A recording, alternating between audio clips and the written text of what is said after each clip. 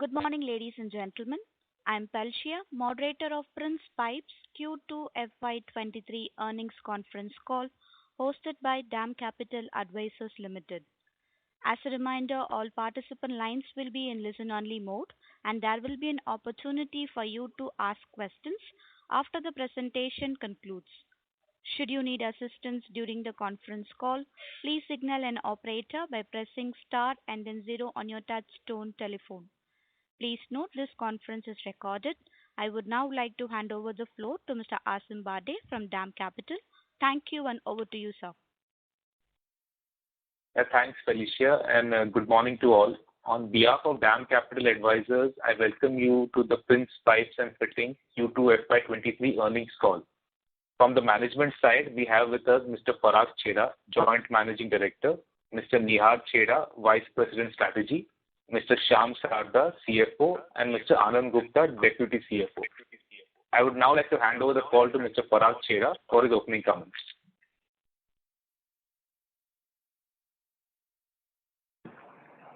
Yeah, thank you, Asim. Thank you all for joining us for our Q2 and H1 FY23 earnings call. The presentation and the press release have been issued to the stock exchanges and uploaded on our website. I will begin the call by giving you a macro view of the industry and then diving into company level performance and the strategy going forward. The first half of FY23 has been a challenging period for the industry, and from April till date, PVC resin prices have dropped by about 62 rupees per kg. The sharpest fall was in the month of July, a steep fall of 20 rupees per kg in one single month.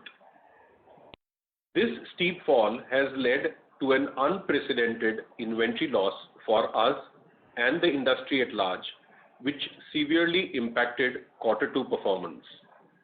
I would like to share here that what we are witnessing is a one-off development which happens once in a few decades, and we are navigating it with earnest resilience.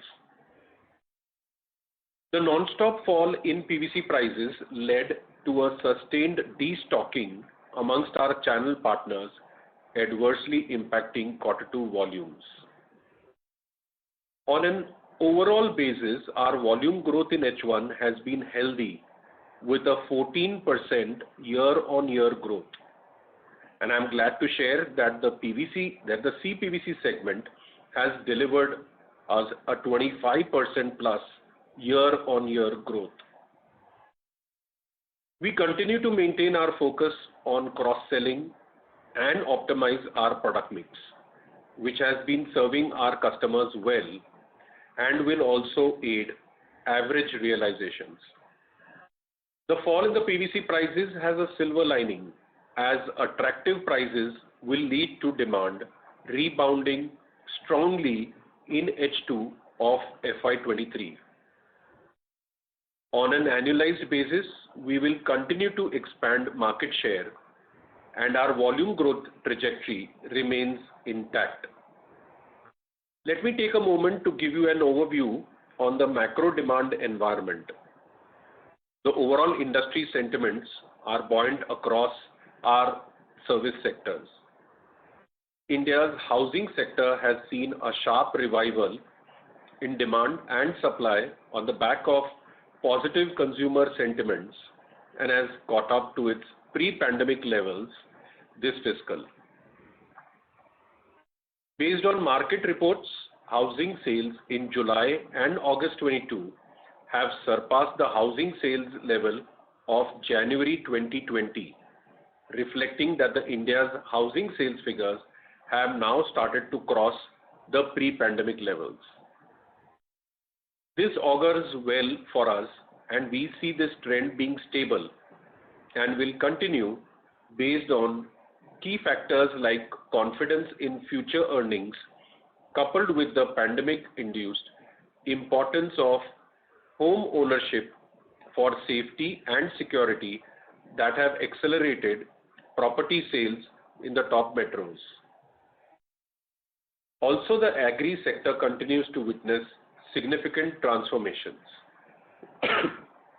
Several states are overhauling their food and farming strategies, and this transition is part of India's central government plans to create a self-sufficient India.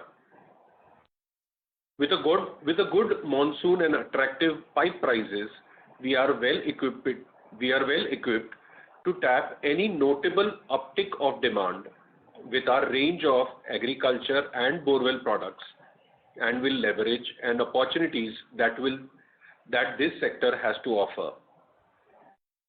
Our lateral expansion into the bathware segment continues to progress as we build a lean and credible team and finalize implementation of the business plan. I would like to assure you that our approach will be solid and prudent. We will keep sharing more milestones as we get closer to our launch, which are planned in the fourth quarter. Let me share some salient steps which we continue to take despite severe industry headwinds. The emphasis on building a strong brand remains as we maintain focus on our long-term vision of superior growth. Despite quarterly performance, our advertising and promotion initiatives continue to remain on track, and we spent 14 crores or 2.2% of overall revenues in quarter 2.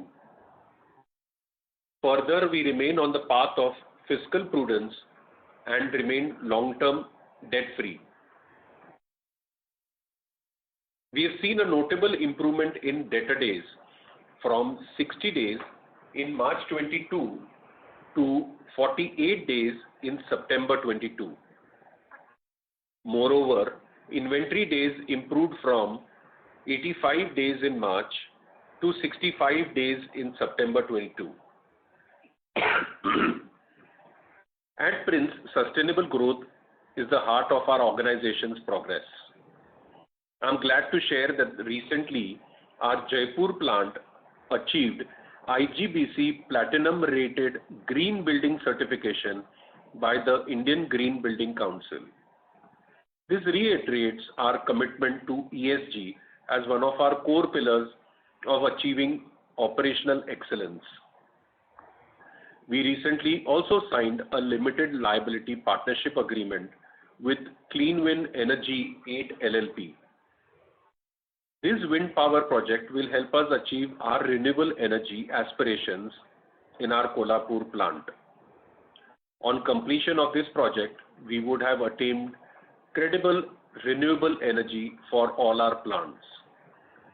To conclude, I would like to restate that as we moved into the second half of the fiscal, we expect the current prices regime to create a healthy demand environment for us, which we are very well placed to capitalize on. Despite the challenges in the first half for us and the industry, we remain extremely positive on the business prospects and see attractive growth in all the three segments of plumbing, SWR, and agri. As opportunities are created and Indian economy continues to grow, Prince Pipes remains active, agile, and growth hungry to ramp up activities, expand network, and strengthen the market penetration. I once again thank you everyone for your time and mind share today. I now hand it over to Mr. Anand Gupta, our Deputy CFO, to take you through our key financial highlights. Thank you, Parag Bhai, and good morning, friends. I'll be taking you through the Q2 and H1 FY23 financials. In this quarter, our volume stood at 38,458 metric ton as compared to 42,845 metric ton. In H1 FY23, volumes grew by 14% to 69,707 metric ton. Revenue from operation for the quarter was at rupees 636 crores. EBITDA was minus 11 crores in Q2 FY23 and rupees 33 crores in H1 FY23. Profit after tax was rupees minus 24 crores in Q2 FY23 and rupees minus 8 crores in H1 FY23. Further, our finance cost for the quarter reduced by 15% year-on-year to rupees 3.2 crores. And commenting on the working capital for the quarter, our overall working capital stood at 68 days for September end. It is important to note that despite a tough environment, we have seen a notable improvement in debtor days from 60 to 48 in September 22 as compared to March 22. And inventory days has also improved from 85 days in March to 65 days in September 2022. With this, we would like to open the floor for questions. Thank you. Thank you, sir. Ladies and gentlemen, we will now begin the question and answer session. If you have a question, please press star and one on your telephone keypad and wait for your turn to ask the question. If you would like to withdraw your request, you may do so by pressing star and one again. I repeat, ladies and gentlemen, if you have any question, please press star and one on your telephone keypad. We will wait for a moment while the question queue assembles. The first question comes from Achal from JM Financial. Please go ahead. Yeah, good morning, gentlemen. Thank you for the opportunity. My first question was with respect to the inventory. Would it be possible to quantify for the second quarter and the first half? What is the extent of inventory loss? And do you see inventory loss continuing even in the third quarter?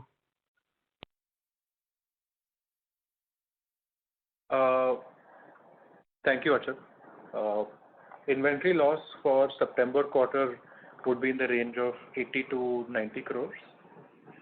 For the June quarter would be around 30 to 35 crores, which we had declared after the June quarter results. So I think for the first half of this fiscal, inventory loss would be in the range of 100 to 120 crores.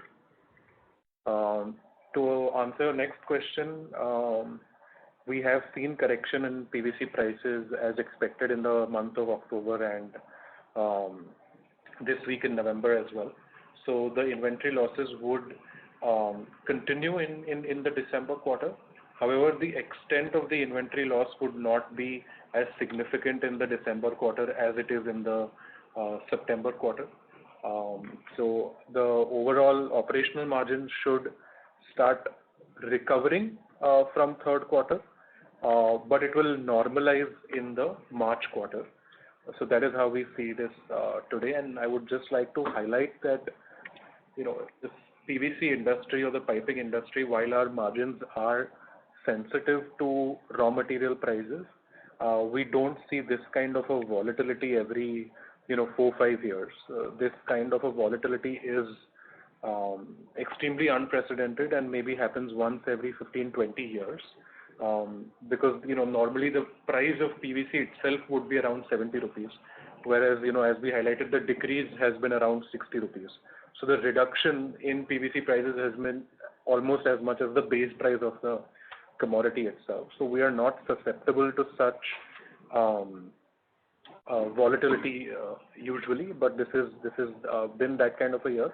But to answer your question, yes, the inventory losses would extend into December quarter, but it would not be as significant as it was in the September quarter.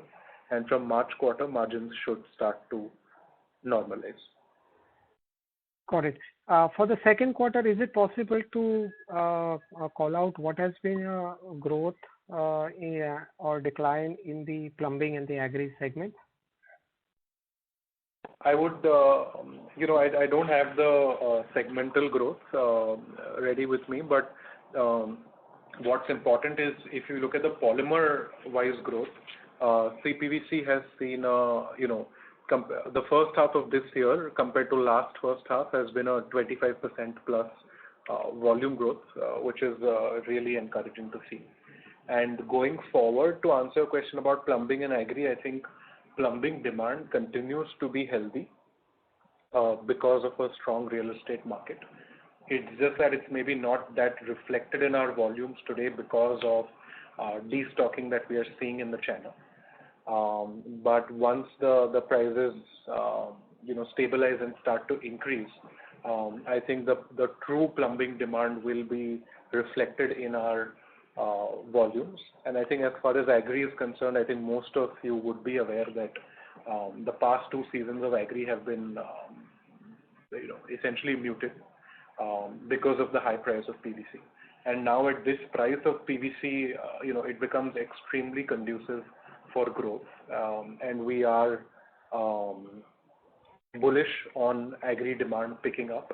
We have seen some green shoots of demand. It's still early days, but it would make sense that agri should deliver good volumes in the second half of this financial year, and plumbing will continue to do well. Got it. If I may ask a few more questions. One is with respect to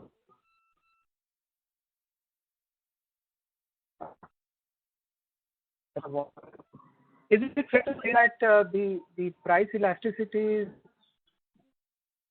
to plumbing because plumbing more relatively price inelastic demand? Is that a fair assumption? Achal, your voice is breaking, but what I could understand, I would try to answer that yes, plumbing is more of a branded player's game, a more consolidated market, where brand does play a role, whether it is with a plumber, a contractor, a retailer, or in the project where it's a builder or the consultant.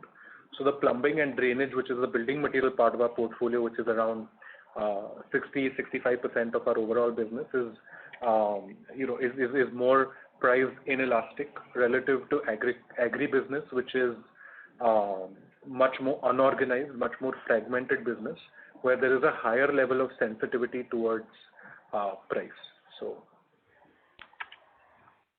Right. My question was in terms of the price elasticity with respect to, since the PVC prices have come off, that will help more in the agri business because that demand tends to be more price elastic compared to plumbing. Correct.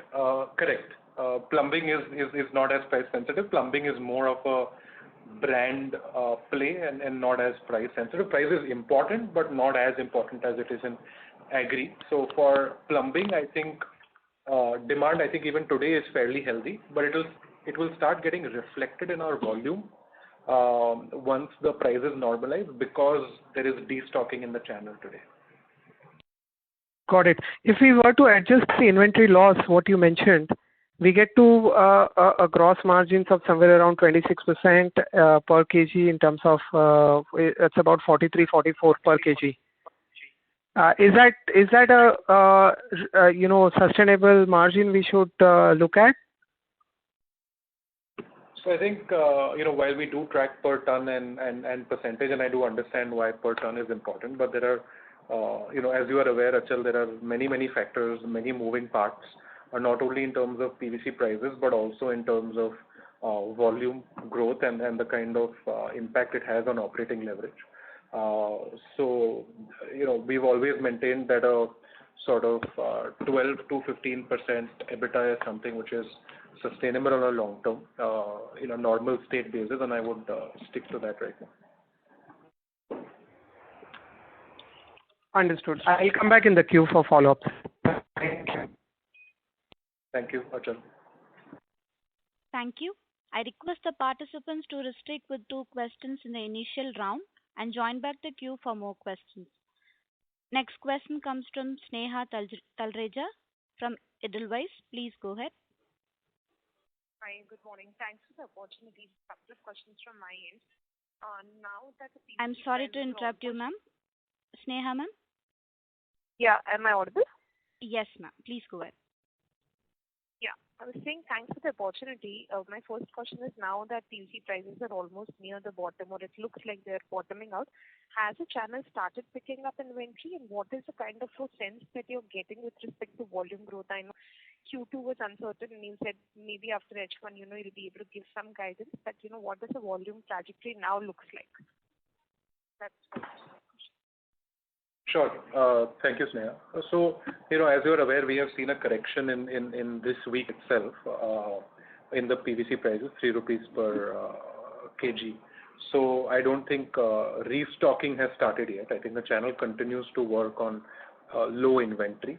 I think this correction was expected, and maybe there could be one more correction, but we are, very close to a bottom out. So I do anticipate restocking to begin sometime either in December or January. Sure. Understood. Secondly, I wanted to understand your realization. Last time we did not see material impact on your realization, given that prices started falling at the end and there was some benefit of CPVC. While there is benefit of there, but the drop is only 7% in your average realization versus 24% drop in PVC prices. Just down on that of course CPVC is there, but what is the other reason why realization are not falling exactly in line with PVC? And secondly, to do with have CPVC prices have also started falling, or have we seen any sort of a decline in CPVC, or are they still constant? So I'll answer both the questions, Neha. So one is in PVC, what's important to understand is that the correction is happening at different points of the quarter, right? So while the total correction in PVC prices, you see from the beginning of the quarter to the end of the quarter, it would be not a right assessment because the prices are falling at different points of the quarter and hence being passed through at different times in the quarter. And second, I think, is that CPVC segment continues to outpace PVC segment in terms of growth and in terms of contribution to our overall business. Hence, the realizations will continue to improve on account of CPVC. Assuming if PVC is stable, then the realizations should improve, given that CPVC contribution will continue to improve over the medium term for our organization. Sorry, what was the second part of your question? I was asking if CPVC prices are still stable or have they now started seeing some decline because PVC prices have fallen a lot? No, I think CPVC prices have not seen any correction. CPVC prices continue to be stable. While PVC is a commodity market driven by the forces of demand and supply in an open market, I think CPVC is very different, where both the supply is also very consolidated and even on the demand side, the top 4 processors essentially control 70% of the market. So the CPVC prices continue to be stable. Sure. Thanks. Neha, just last one in case I can just go ahead. Are your inventory levels now rationalized, or are we still holding a lot of high cost inventory? And if yes, by when do you feel that it will normalize? Because I see that there's a constant fall also happening with respect to PVC prices. Inventory levels, if you see at the end of the quarter, were around 65 days, which is a regular inventory level for us. Hence, the inventory loss in December quarter will be there, but it will not be as significant as September quarter. It will be more in line with industry. Understood. Thanks a lot and all the very best. Thank you, Sneha. Thank you. Next question comes from Shrenik Bachawat from LIC Mutual Fund. Please go ahead. Hi, good morning team. Thanks for the opportunity. So, Nihar, my first question is basically, if you see the adjusted numbers, the gross margin percentage, which is around 23%, has fallen by 450 bps YOY, versus as we highlighted that PVC volumes have grown 25% year on year. So, I don't understand, if the product mix has improved, why has the adjusted gross margins fallen on year basis?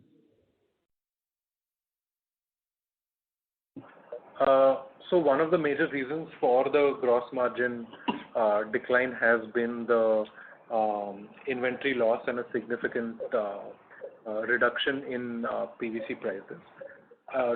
Added to that, in a market where there is destocking happening, one needs to give additional incentives to the channel to ensure that at least there is fixed cost recovery. So that was a one-time impact in the September quarter, which I don't see happening in every quarter. Sure. Thanks. And could you explain how much percentage of our PVC resin requirement is imported in the last 6-7 months? Yeah, around 40% of our PVC consumption is local and 60% is imported, which is in line with India. If you see as a country, around 55% of India's PVC consumption is imported, so it's more or less in line with that. It changes from quarter to quarter, but this is an average. Okay, so if I'm not wrong, the larger pipe players buy the whole requirement from Reliance. So as a matter of choice, we import 60% of the requirement, or we are forced to? Player has their own strategy, but even if you look at some of our peers also have a 50-50% sort of breakup. So every player would have a different strategy. Of course, as a country, since we are import dependent, there is natural import dependency which is going to be there for any large player, especially a large player which is growing the way we have over the past 5 to 6 years. Okay. Sure. And could you help us on the ground? What are the large distributors telling us? Are they looking to stock aggressively for the upcoming agri season, or like what is the sentiments on ground? Yeah, that's a good question, Shrenik. So like I said, and as you are aware, there has been a correction of 3 rupees per unit in yesterday, in fact. So I don't think there is going to be restocking immediately. However, we as an organization are bullish on demand in the second half of this year.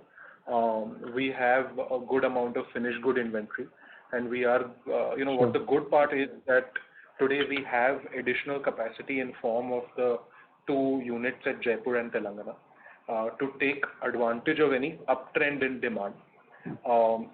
One thing is certain, that demand will improve from here on in agri and overall as an industry across segments. It's tough to pinpoint whether that would happen in November, December, or January, but it is going to happen because it's an extremely growth conducive environment. So as an organization, what we can do is at least put up the capacities which we have already done over the past year, and now we are building the right finished good inventory to take care of any uptrend in demand, so that we are able to service that in the right way. Thank you so much. I'll get back in with you. Thank you. Thank you. Next question comes from Rajesh Ravi from HDFC Securities. Please go ahead. Yeah, hi sir. A few questions. First, on the demand, this quarter we have seen a volume decline. So you're saying that second half you're looking at demand to rebound. So are you hopeful of delivering demand volume uptick in second half? And if that, where is that, which segment would be driving that growth for you? Yeah, thank you for your question. And yes, we are, bullish demand going forward, simply because of the reasons that I stated earlier, that real estate will continue to do well, and that will get reflected in our numbers as soon as the channel starts to keep regular inventory, which is only a matter of time. And agri will also, which is around 33% of our business, will should do well, given that prices are now extremely affordable, and agri is a very price sensitive market. And the past 2 years, we have seen a very strong postponement of demand in agri pipes. So I do foresee good demand in the second half of the year. And as an organization, to just prepare for it, like I said earlier, we have the right the inventory management, and more importantly, focus on the long-term objectives of the organization, which is brand building and network expansion and adding newer products to our portfolio. Prices, these cycles do exist, and we are not immune to these cycles. But I think as an organization, it's very important that we stick to our fundamentals, keep investing in the brand, keep expanding the distribution network, and not get panicked or distracted by any of the changes in the commodity cycle. So we will continue to be prudent, but we will also continue to be stick to our long-term fundamentals as an organization. Okay. Sir, in terms of the inventory losses for H1, around 120 crore, if I look on a per ton, per kg, this is almost 17 rupees. So do you imply that if the inventory losses should not have been there, the EBITDA per kg number, which is for 1H around 5 rupees, would have been north of 20 rupees? Correct. The H1 inventory loss is 100 to 120 crores. So that's. And when you said that December you will have inventory losses, obviously Q2 number is insanely high in terms of the loss, but even Q1 number is not a easy number. So are we looking at something between Q1 and Q2 in Q3, even when you have paid on your inventory? So I think I would not like to speculate on what the inventory loss is. It would because this is not something which is controllable for us as an organization or as management. We are not immune to any price decrease or increase. What I can say now is that at least now the inventory levels have normalized. So the inventory gain or inventory loss from here on will be more in line with the industry. Of course, every organization would have a different pattern of inventory, but now it would be more aligned with the industry since our inventory levels have rationalized. So yeah, I think we need to focus on what is controllable for us, and we will continue to focus on that, continue to invest in the brand, continue to add newer products, and continue to expand the distribution network. And sir, when the resin prices have fallen 25% quarter on quarter, but you along with other players have delivered 13-14% sort of a realization decline quarter on quarter, is it fair to say that the cost resin fall has not been fully passed on or at the same speed, and that is where it has given you some cushion at the top line in terms of the inventory? So we are a pass-through industry. Any increase or decrease is passed on immediately with full effect or close to full effect, I would say. I think I answered this question earlier in the call, but just to highlight, there are two factors. One is product mix. So CPVC continues to grow at a faster pace than PVC, which will help the realizations. And the second is that the price reductions happened at different points of the quarter. It's not that the 25% or whatever the percentage drop was happened on the first quarter. So that tend to have an impact, and more importantly, product mix is improving, and that should help realization, profitability in the long term for the organization. Because I was looking at the 3-month average prices of resins, and there the fall is around 25%. But and given that you and others product mix, what we would understand is the CPVC would be 20% of your revenues, 10% closer to plus minus in terms of the volume mix. So they may not, even if the CPVC realization would be stable, they may not make a big dent on the overall realization numbers. Correct me if my understanding is right. So the CPVC contribution would be slightly higher than 20%. It would be maybe 22 to 24% now. Okay. That has helped us. And secondly, we had taken price increases in CPVC as well. So the CPVC realization also has improved. So these are some of the factors, including the rest of our portfolio. In PPR as well, we have taken some price increases. So that will impact the realization. Okay. Okay. Great, sir. I'll come back in queue. Thank you. Thank you for your questions. Thank you. Next question comes from Nikuj Khanna from ASK Investments. Please go ahead.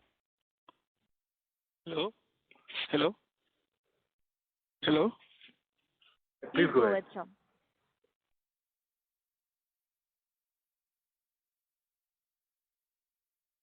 Hello? Hello? Nikuj, sir? Please go ahead. Go ahead, sir. Yes, sir. Sorry. What volume growth are we expecting for the next year? For FY24? Yeah, and rest of H1. So H1 of next financial year? No. The remaining half of the year and FY24, what volume growth would we expect? So like I said, we H2 prices have corrected significantly. Agri demand should do well from here on. And agri is around 1/3 of our business, and 2/3 of our business, which is building material, plumbing, and drainage, will continue to do well as real estate continues to do well. And once the channel starts keeping regular levels of inventory, that will get reflected in our performance as well. So we are bullish, and we remain bullish since this current environment is very conducive to growth.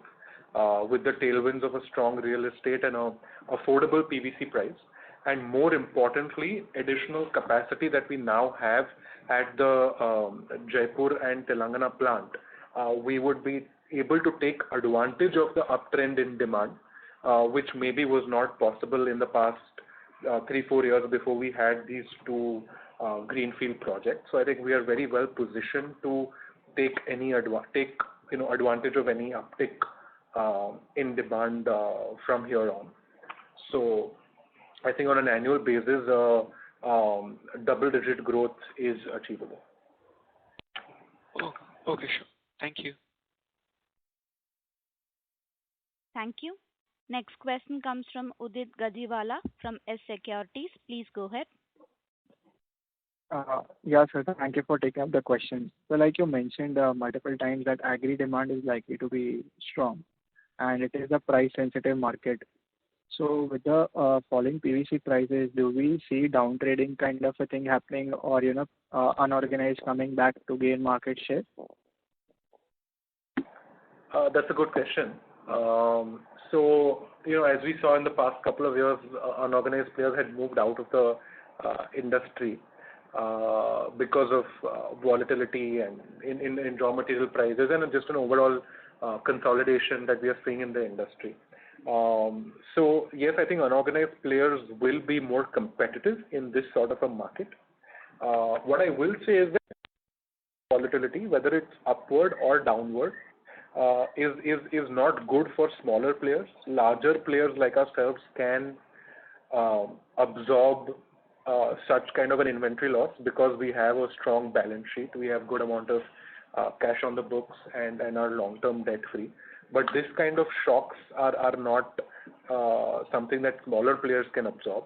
So any kind of volatility, whether upward or downward, is generally bad for smaller players. However, now there is better availability of PVC. So some of the unorganized players that had lost out will come back into the market. It would be wrong for me to say that they will not come back into the market. So that could be a possibility with this current price trend, but it will not happen in an immediate manner, and this will be mostly restricted to the agriculture segment, which is more fragmented. For rest of our product range of plumbing and building material, it is more of a brand play, and branded players will continue to gain. Understood, sir. So just a follow-up to that, in your opening remarks, you mentioned that company will continue to gain market share. So is it attributable that we'll be gaining more of a market share into the plumbing segment? And if so, then, given that it is more of a formalized industry. So what will be the major reasons for that outperformance? Like there are other peers also which are strong. Absolutely. So I think one is, before I get to market share, I think industry itself will grow. So there will be enough market and enough volume and enough demand across sectors for all players, be it the bigger players or the smaller players. And you are right that any kind of market share growth is never easy. It's not something we are entitled to. But if you see the past 5-6 year trend, we have consistently been one of the fastest growing players in the industry because of the kind of focus we've had on brand building, be it the FlowGuard Plus tie-up, which is helping us grow in CPVC, expanding our distribution footprint, and also having a very strong focus on getting newer products and expanding our product range. Till now, in the past 1 or 2 years, we have identified new products within the piping division as a key focus area, getting more research and innovation within the organization and getting more technologically driven products to the Indian market. So hopefully that that is in the works currently, and we would like to expand our product portfolio within the piping segment going forward. So network expansion, brand building, investments in new products will help us drive market share in the long term. Sure. And so this last question, if I may squeeze, is largely on CPVC. So you mentioned that we have a 25% volume growth. Could you mention that what will be the value term growth, and also it is 22% of our current top line of the business. So what will it be in the next 2-3 years?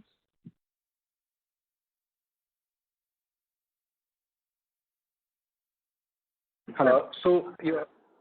What the question was, could you repeat the question?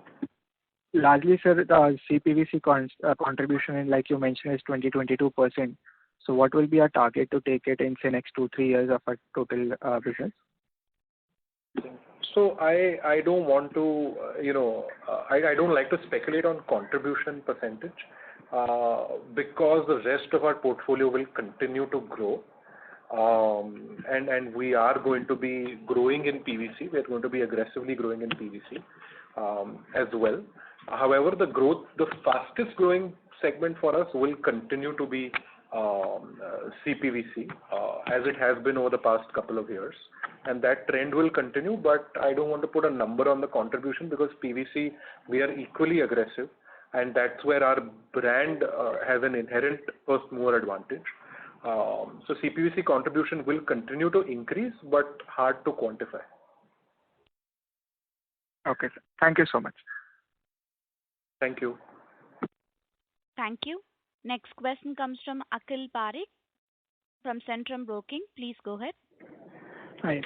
Thanks for the opportunity. My first question is on the PVC prices, right? We have seen price cuts in month of October as well as month of November.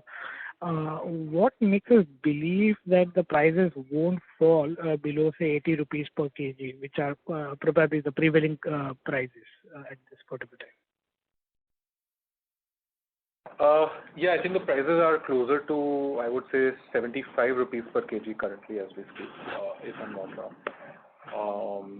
So that's where we are currently. And, just to give you an insight, since you asked the question, is already this is a very low price regime. And given the feedstock prices are high and crude continues to remain high. So while there's no direct correlation to crude, the derivatives of crude, which are EDC, VCM, etc., continue to not correct at the same fast pace. So today PVC has come to this level because caustic soda prices are very, very high in Europe, and caustic soda is a byproduct of PVC manufacturing. So today PVC raw material manufacturers are able to subsidize their PVC rates with the high caustic prices that they are getting in Europe. So this is going to be a temporary phenomena. Once caustic starts to correct, manufacturers will be forced to take production cuts, which will then start to improve the PVC prices. However, that I still believe is secondary. What is primary is demand. End of the day, PVC is a demand-supply driven commodity. So while production cuts, that's all, we're not a subject matter expert on that, but what we can say is that at these PVC prices, demand should really improve in India, which should improve the PVC prices, or at least stabilize the PVC prices going forward. But do we see a change in the dumping from China at this point of the time? Because one of the key reasons for the decline has been the increased dumping of PVC from China. And there have been talks that, some of the industry players are in talks with the government. Any update on that front?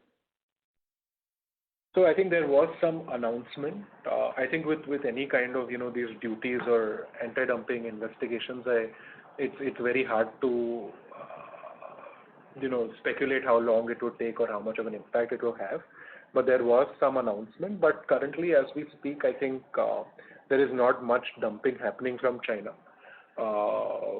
It is more to do with the rest of Asia and other parts of the country. China is not relevant in today's India's PVC market. Okay. This is as of now you are saying, because the commentaries that we were hearing from some of the other managements in a couple of quarters. As of now. Okay. Yeah, as of now, this has changed. So in the past, maybe for a good part of the Q1 and early Q2, yes, China did impact the Indian PVC prices. But today, as we speak, the rest of the globe, be it Europe, North America, Latin America, rest of Asia, is also not having a very good global demand. So overall, there is a pressure. It's not from China specifically as we speak today. Sure, got it. My second and last question is on the price differential between CPVC and PVC. Like PVC, if my understanding is correct, should get around roughly 80 rupees per kg, and CPVC should be north of 200 rupees per kg. So has the differential between these two resins have led to a switching of from CPVC to PVC by the customers?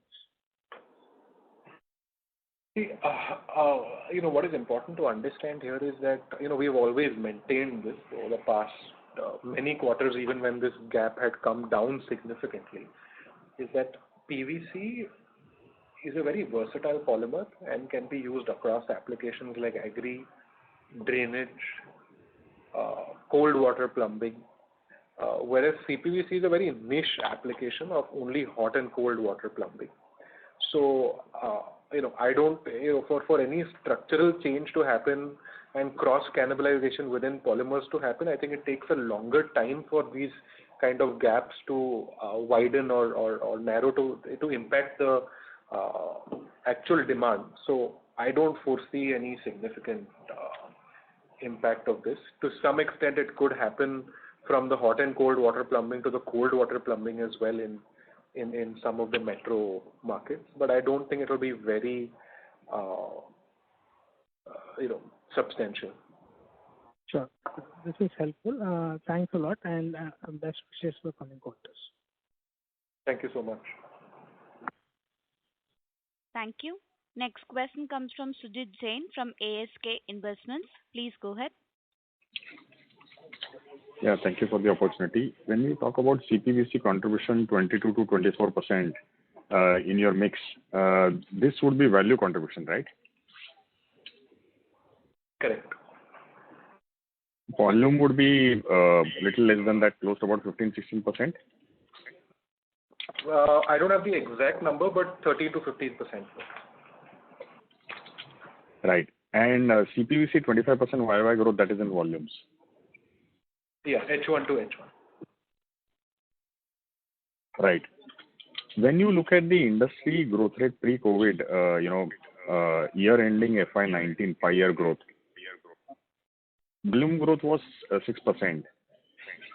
When we speak with various industry players, we get a sense is that it could be in double digit. What gives the confidence to the industry that it could be in double digits? Yeah, that's or was that the period was particularly impacted, this pre-COVID period of 5 years, which I'm referring to? Yeah, no, that's a good question. I do understand where you're coming from. So this is how I see it, right? The 5 years pre-COVID, we did see an industry growth of maybe 6-7%. However, the larger players maybe grew at, I think, around 9 to 11%, if I'm not wrong, a slightly higher growth rate, because industry continued to consolidate. However, real estate was not doing as well, and everyone knows the kind of challenging time real estate has seen ever since maybe 2013-14. Going forward, over the next 5 years, I think industry will continue to consolidate and larger players will continue to outpace smaller players as the market becomes more and more brand conscious, and as larger players like ourselves continue to invest heavily in the brand. However, this time we will have the tailwinds of a strong real estate. So consolidation compounded with strong real estate should lead to higher growth rate for the larger players, as well as PVC prices becoming very, very low and agri continuing to grow from here on, because the past 2 seasons of agri have been very muted. So now we will see some pent-up demand and we will see some sustainable demand as well in agri. So because of these 3-4 factors put together, I do believe a high single-digit, low double-digit growth over the next 3 years is achievable. And like I said earlier on the call, specific to Prince, apart from all the things on the front end and on the market, on the back end today we are having the additional capacity at Jaipur and Telangana plants, and also being debt free and a strong balance sheet, we are able to be agile with our capex. When we see any further uptrend in demand, we would also able to debottleneck the Jaipur and Telangana facility. So both on manufacturing and the balance sheet side, any uptrend in demand we would be able to capture aggressive. Safe to say that industry can grow at 8 to 10% and other players at 10 to 12% in volumes for medium term.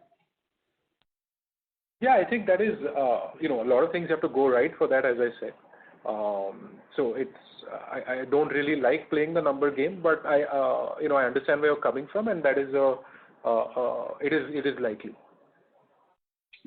Yes, and on the distribution side, our current distribution and what is the growth that you are expecting there? Manufacturing, you've explained. Yes. So distribution today we have more than 1,500 channel partners, and like we've consistently stated, number of distributors is not something we focus on, because yield per distributor can be right from 50 lakh per annum to more than 50 crores per annum. So we will continue to aggressively expand the network, but in weak markets where we don't have a presence today, we need to fill those sort of white spaces in the distribution. There's an exercise we did around 2-3 years ago is to identify these white spaces. It's easier said than done to fill these white spaces, but that exercise has started, that identification has started, and we've moved in the right direction. And over the next 1 to 2 years, we would like to structurally improve our reach and distribution network. And apart from distribution network, also do well in the projects, the B2B market, which can be a good volume driver and a brand builder for us in the next 2 to 3 years. And one last question on OP per ton. If that may not be the right metric, you focus on OPM percentage as you've explained. But could it get back to those earlier levels of very high OP per ton, or now it could normalize that around 20 rupees type?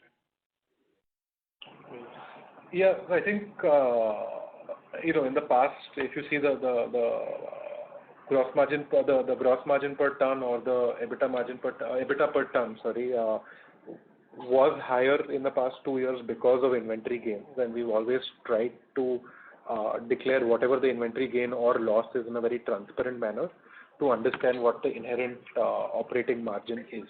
So obviously any or loss is one time and usually evens out in a normal year. So if we remove that, I don't think the past couple of years, of course, the EBITDA per ton was very, very high because of those inventory gains. So that will obviously be phased out. Having said that, there are more sustainable levers for driving the margin, which has helped us in the past. One important one being product mix, and faster in the building material space. Second being pricing power, as the brand Prince becomes stronger in the markets and in the channel. Pricing power is something that we have enjoyed over the past 2-3 years, and we will continue to play that as and when we get the opportunity and the market supports us. And the third and the most important for us is operating leverage. I think if we are talking about good growth and good environment for growth, I think there is in our industry, the more you sell, the more profitable you are, because most fixed. So these are the more long-term and sustainable drivers for operating margin going forward. So that's more of a direction from our side. Yeah, and quickly one last question. You would have taken the inventory mark to market. How does this work? Do you take the entire inventory and put it to test for mark to market, both finished goods and raw material? So this inventory loss would include realized and as well as mark to market. And within that mark to market is the entire inventory mark to market, including finished goods. So Sujit, what we do is the valuation of inventory is done as per the Ind AS governance. The way it is defined, that how the inventory has to be defined, we do as per the guidelines, and it defines that whatever the case may be, as the cost or the NRV, whichever is lower, if the NRV parameters are set out, we take as per the guidance set out in the Ind AS. So one presumes that RM is put to test, but maybe not the finished goods. Correct. So this inventory loss is both realized, like to like, and as well as raw materials put to test for inventory loss calculation. Not necessary, Sujit, because as I said, the finished goods is not put to test, and to some extent, if the parameters are met, means if the margins is exhausted and the difference is wider from the current spot price, then you have to do the NRV valuation, and the situation is not that the situation of the valuation has not reached to that situation. So there must be some carrying of higher inventory cost from the spot price. No, sorry, I didn't get that right. You're saying RM is put to what test. I'm trying to, yeah, both are put to test, but raw material is something where the valuation may be slightly on a higher side because the NRV testing parameters might not fulfill the criteria which is set out for actually evaluating at NRV. Okay, sure. Thank you. Thank you. I request the participants to ask 2 questions in the initial round and join back the queue for more questions. Next question comes from Nikhil Agarwal from VT Capital. Please go ahead. Good afternoon, sir, and thank you for the opportunity. Sir, I wanted to understand, like, what percentage of your capacity is used for CPVC production? So, thank you for your question. I think the production capacity is not segmental because there is a one-way fungibility. Okay. So on PVC capacity, you cannot manufacture CPVC, but on CPVC capacity, you can manufacture PVC pipes as well. However, we have enough room for growth over the next 1 to 2 years. We have a buffer capacity in CPVC as well, where we are able to take advantage of any uptrend in demand. Okay, great. And so, like in agriculture, you cannot use CPVC pipes, right? Or is it possible? No, correct. CPVC is only used for a niche application of hot and cold water plumbing. Okay. And so the other polymers, HDP, PPR, are these, can these be substituted for... Hello? Please go ahead. HDPE and PPR pipes, can these be used in place of PVC or CPVC pipes in plumbing or agriculture? Is it possible, or do they have other uses as a whole? So PPR is again a niche application of hot and cold water plumbing and industrial. So there is no, it cannot replace PVC. HDPE to some extent can replace PVC in infrastructure projects of water supply, large pipelines. But again, at this kind of PVC price, I don't see HDPE being able to compete with PVC. And what about CPVC? CPVC is again a niche application. Hello. Sorry, go ahead. Yes, HDPE and PPR can they be used instead of CPVC? No, HDPE cannot be used for hot and cold water plumbing. PPR and CPVC do have a similar application of hot and cold water plumbing as well as industrial. However, PPR is a very niche market because the jointing method of PPR is very different than CPVC. So CPVC will always be a mass, widely used product, whereas PPR is only a niche product used only in certain pockets. Okay, got it, sir. And so just one last question, if I may. So you guided for a double-digit volume growth in FY23, and so if we plug in a 10% figure, so that basically implies 20% volume growth in H2 over H1 FY23. So are you confident of getting to that, or So I think firstly H1 and H2 are not comparable because in our business H2 is always a stronger part of the year. And like I said, I would, while I understand where you're coming from, I think as a management we don't focus on the number game. I understand numbers are important, but that's more of a result. What we need to focus on is the process of putting up capacity, expanding distribution, getting newer products, and continuing to invest in the brand even in such challenging times. So, see, if the growth is there in the market, if we are able to generate the demand, we have the capacity and we will aggressively capture that demand. So I think I would more focus on the how rather than the what. Okay, great. Thank you so much, sir. That's it from me. Thank you. Thank you. Next question comes from Sandesh from Itong Securities. Please go ahead. Hello, sir. Just a couple of questions for me. So our debtor days in FY20 was around 38 days, and we were targeting it to take it down to 30 days. But right now it is hovering around 47, 48 days. So it is high because of weak demand environment. And do we still believe that our debtor days can move back to around 30 days once the demand recovers in future? And what is the channel financing amount outstanding at the end of September 22? So I'll start with the target for debtor days and then Anand will add the channel finance amount. So in terms of debtor days, as a management and for our CXOs, top priority is to improve the receivables days. So as an organization, that is something that we acknowledge, appreciate, and that is something that has to see a structural improvement. Like you said, we cannot choke the channel. It has to be a balance between being market sensitive and having prudence as far as receivables is concerned. So over the long term, over the next 2 to 3 years, yes, the debtor days needs to move closer to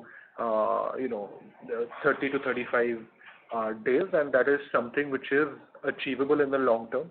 As the brand becomes stronger, as the network expands, the receivables days needs to reduce and will reduce over the long term. On an outstanding of channel finance, it ranges between 54 to 55 crores.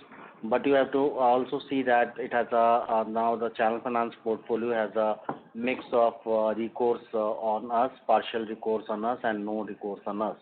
So based on that, we have to see the holistic picture of how channel finance portfolio looks like. But from the balance outstanding perspective, it is around 54 to 55 crores as of now. Okay. Thank you, sir. Just one question. So what is our CapEx planned for FY23 and FY24? And what would be a sustainable gross margin guidance, sir, for annualized basis going ahead? So we see that only maintenance capex and replacement capex are in pipeline, and some capex which will improve our efficiency in terms of power are being considered for FY23, and it will range in range of 100 to 120 crores kind of for a year as a whole. For FY24, it will be too early right now to give you any numbers, but going forward, we will guide you as and when we'll be ready to do that. What will be the second part of the question? So what would be a sustainable gross margin, sir, going ahead, sir, and on analyzed basis? So, as you are aware, we on an operating basis, operating margin, I think 12 to 15% margin is something that we have always guided on, knowing that there are enough and more levers for improving the margin, be it product mix, pricing power, operating leverage, and also lastly, decentralization of the manufacturing footprint, which will help us reduce freight costs in the long term, since our industry is very freight sensitive.